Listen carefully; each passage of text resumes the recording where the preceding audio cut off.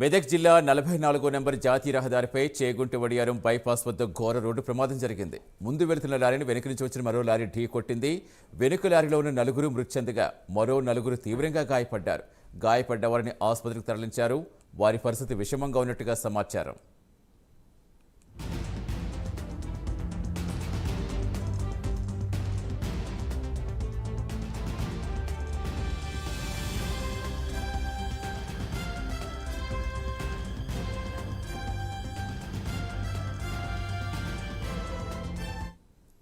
మెదక్ జిల్లా 44వ నెంబర్ జాతీయ రహదారిపై చేగుంట వడియారం బైపాస్ వద్ద ఘోర రోడ్డు ప్రమాదం జరిగింది.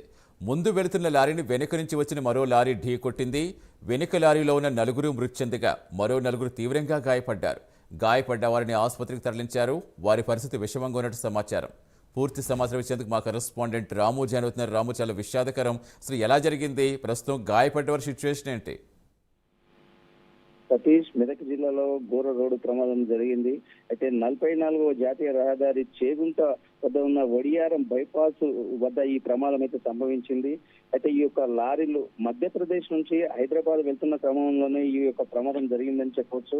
అయితే వెనుక ముందు వెళ్తున్న లారీని వెనుక నుండి అతివేగంతో ఉన్నటువంటి లారీ ఢీకొట్టడంతోనే ఈ ఘోర రోడ్డు ప్రమాదం జరిగింది. అయితే వెనుక లారీలో ఉన్నటువంటి ఆ స్పీడ్ లో వచ్చి ఈ యొక్క లారీని ఢీకొనడంతో వెనుక ఉన్న లారీలోనే నలుగురు అక్కడికక్కడే మృతి చెందినటువంటి పరిస్థితి. ఇంకో నలుగురు పరిస్థితి అయితే విషమంగా ఉంది. అయితే ఇంకో ప్రమాదానికి గురైన మధ్యప్రదేశ్ నుంచి వస్తున్నటువంటి ఈ యొక్క క్రమంలోనే ఈ యొక్క ఘటన జరిగిందని చెప్పవచ్చు. అయితే గాయాలైన లారీలో ఉన్నటువంటి ఇరుక్కుపోయిన క్షతగాత్రులను బయటికి తీసే ప్రయత్నం చేస్తున్నారు.